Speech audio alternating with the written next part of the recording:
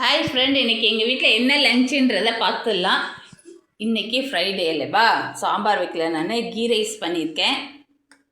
So மேலே புதினாலாம் போட்டு நல்ல ஒரு மணமான கீ ரைஸ் மூடி வச்சிடலாம். இங்கே பார்த்தீங்கன்னா காலையிலேயே இந்த குழம்பு வச்சுட்டேன். வெஜ் குருமா, ஓகே, உருளைக்கிழங்கு போட்டு நம்ம சிக்கன் குழம்பு எப்படி வைப்போம் அதே டேஸ்ட்டு தான் வந்திருக்கு. ஆனால் வெஜ்ஜு, சிக்கன் எதுவும் யூஸ் பண்ணாமல் வச்சுருக்கேன். ஸோ பசங்களுக்கு பிடிக்குன்றனால அதை வச்சுக்கிட்டேன். இங்கே பார்த்தீங்கன்னா ரைத்தா கொஞ்சமாக பண்ணிக்கிட்டேன். ஸோ நம்ம கீ ரைஸு, பிரியாணி, இந்த மாதிரிலாம் குஸ்கா, அந்த டொமேட்டோ குஸ்கா, இதுக்கெல்லாம் பார்த்தீங்கன்னா கீ ரைஸு எல்லாத்துக்குமே பார்த்தீங்கன்னா இந்த ரைத்தா தான் நல்லாயிருக்கும். ஸோ அது கொஞ்சம் பண்ணிக்கிட்டேன். ஸோ இங்கே பார்த்தீங்கன்னா ஆனியன் வத்தல் எக்ஸிபிஷனில் வாங்கியிருந்தேன் இல்லையா, அதை கொஞ்சமாக பொரிச்சு வச்சுக்கிட்டே வேணும்னா என்ன பொரிச்சுக்குவோம். ஓகே,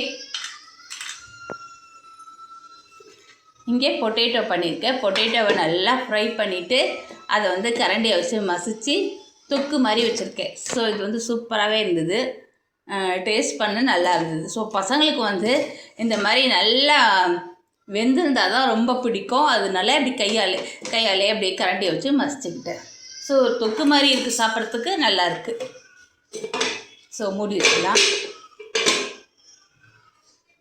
ஸோ இன்றைக்கி லஞ்சு பார்த்திங்கன்னா அவ்வளோதான், எனக்கு போதுமாச்சு. இதுக்கு மேலே எதுவும் தேவைப்படாது. ஓகே ஃப்ரெண்ட், எங்கள் சேனலுக்கு சப்ஸ்கிரைப் பண்ணிக்கோங்க, கூட இருக்கிற பெல் பட்டனை தட்டிக்கோங்க ஃப்ரெண்ட். ஓகே ஃப்ரெண்ட், பாய். அழகா சாப்பிட்டு